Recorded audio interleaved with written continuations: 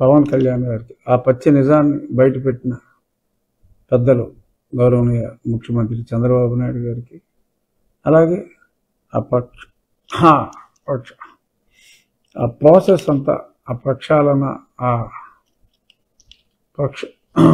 ఏంటది సంప్రోక్షణ, ఇవన్నీ చేయటంలో మరి పవన్ కళ్యాణ్ గారు సనాతన హిందూ ధర్మాన్ని కాపాడటానికి ఆయన 11 రోజుల దీక్ష, ఒక సాధువుల, ఒక మునిల మరి ఆయన టేకప్ చేసి సనాతన ధర్మం మీద ఎవరైనా కామెంట్లు చేస్తే ఊరుకునేది లేదు అని మరి చాలా చాలా గట్టిగా ఆయన చెప్పడం జరిగింది.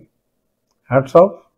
ఎందుకంటే ఒక రాజకీయ నాయకుడు, ఒక పార్టీ అధినేత అలా మాట్లాడగలగటం చాలా కష్టం, చాలా కష్టం.